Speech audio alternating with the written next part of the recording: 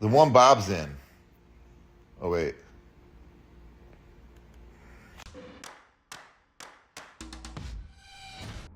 What's up guys and welcome. You are watching Fazi Fitness.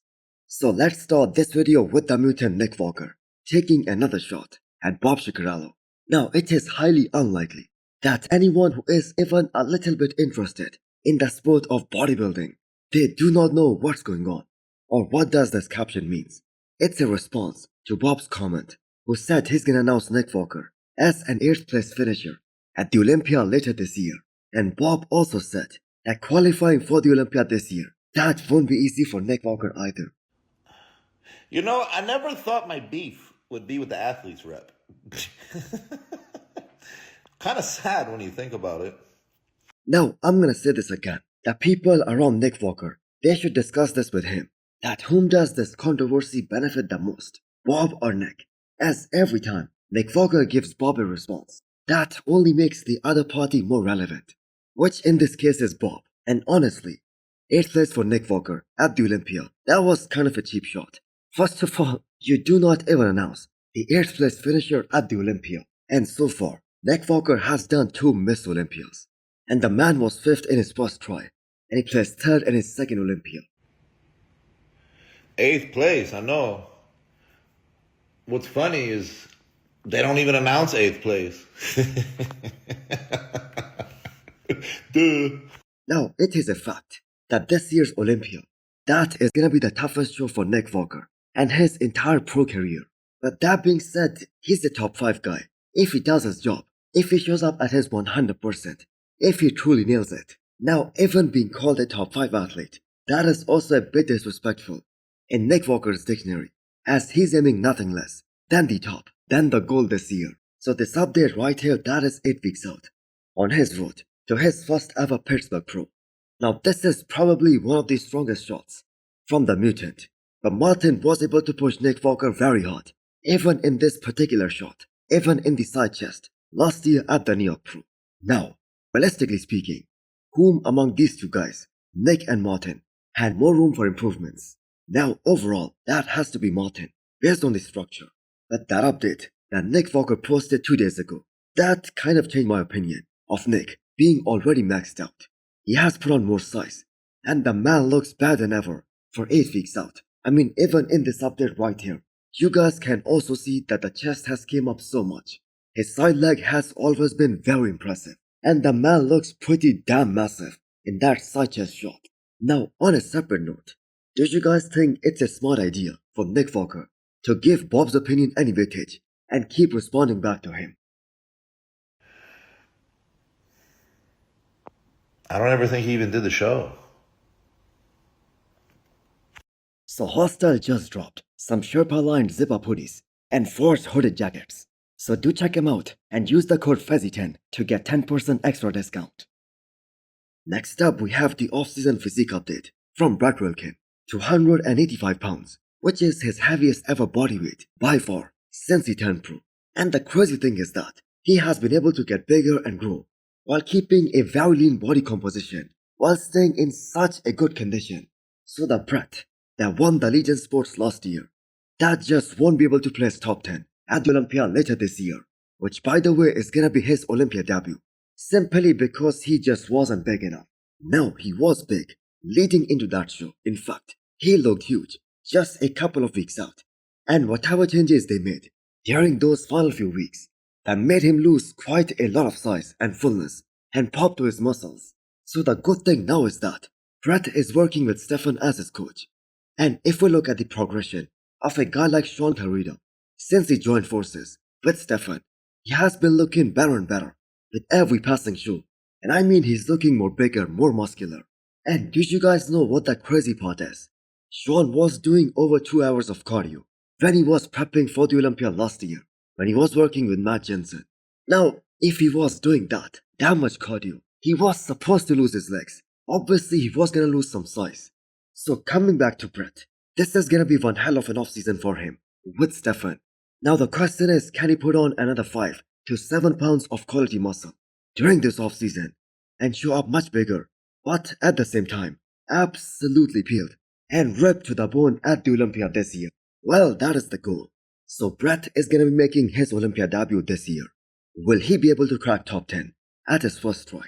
Well, it's gonna be kind of difficult, but at the same time, that is a realistic goal.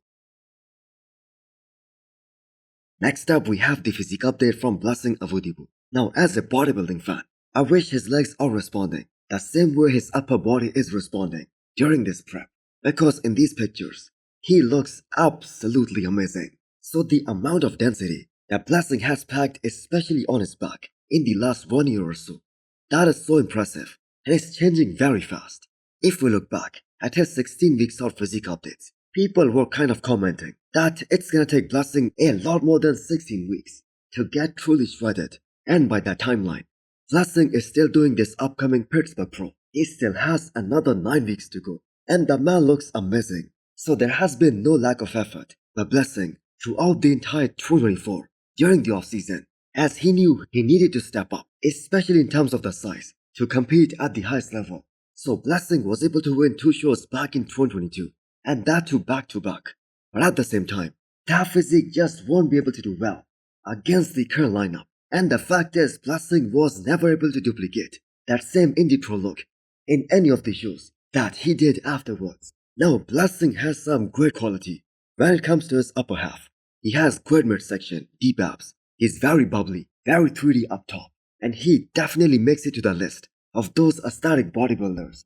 He has the advantage of the height as well, so it's all gonna come down to how much of the leg volume Blessing will be able to hold on as he gets deeper and deeper into this prep and as he gets shredded.